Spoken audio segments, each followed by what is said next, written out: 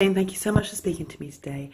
Now, you've informed me that you are Brown Owl for the ninth, is that ninth Brownies? Yeah, ninth Woodford Brownies. Ninth Woodford Brownies, but you were actually a brownie yourself when you were a child. So could you just give me a little bit of flavour of what that was like and your, how that came about and how you came to be Brown Owl for the pack? I was an only child, so my mother was anxious for me to join a group that would do things and get me to mix with other children.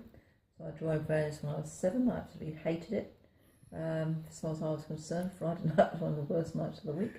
But as I got older, I did enjoy it more, and when I left Brownies at 11, which I had to do, I only went to guides because they said I could continue helping at Brownies.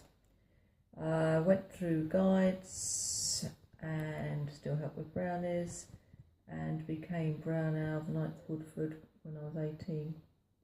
And how long have you been Brown Owl for the 9th Woodford? I'm still Brown Owl of 9th Woodford, so that is, I've been connected with the 9th Woodford Brownies for 53 years.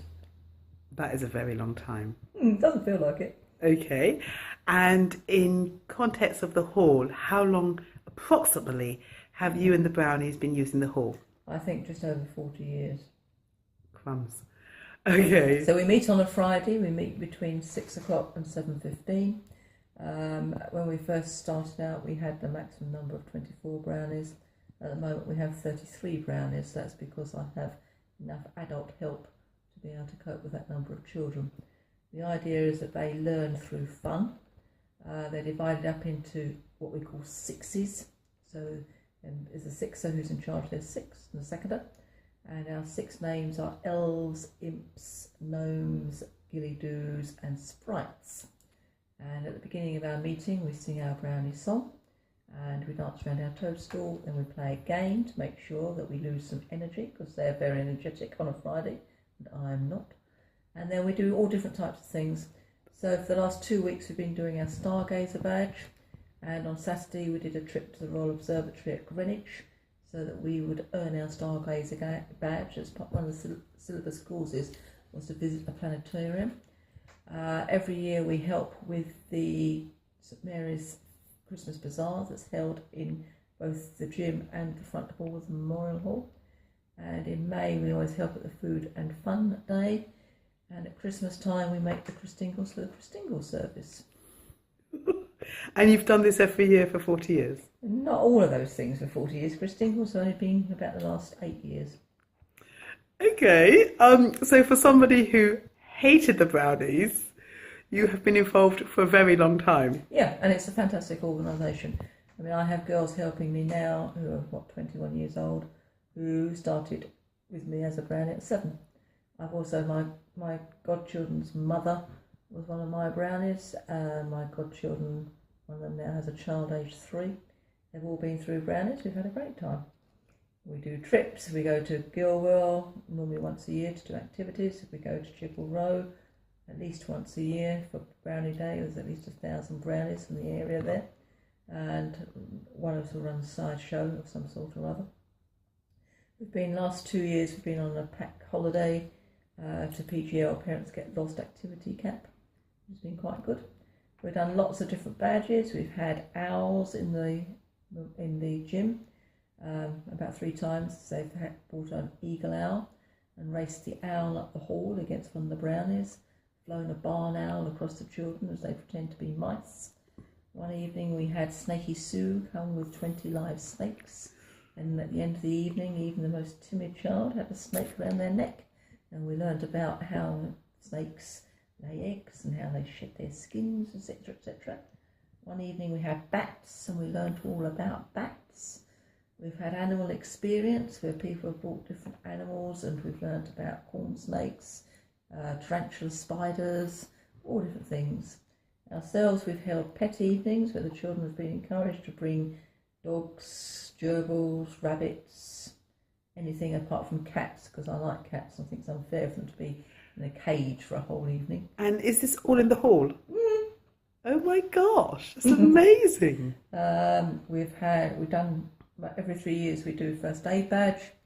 which is normally run either by St John's Ambulance or the Red Cross, and they bring the resuscians. I think it's important for children to know the basics of first aid.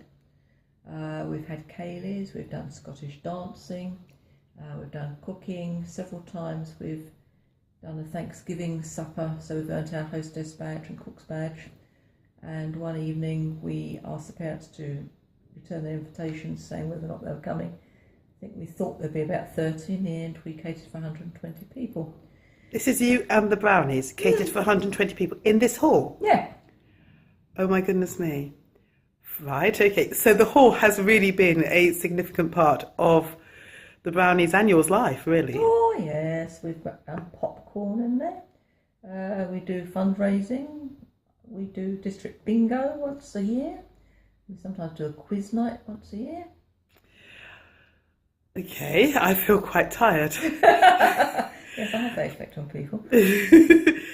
I also know that you do gang shows with the Brownies, and you just told me it was once every 3 years. When I said once a year, you definitely gave me the impression that that would not be something you would really relish. But please, could you tell me about the work involved in the gang shows?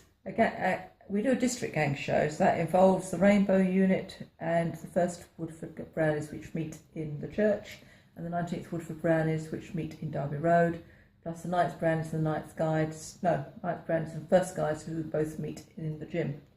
So we have about 120 children performing on stage, and we don't expect them to have any extra rehearsals, so we do all our rehearsing in our meeting time.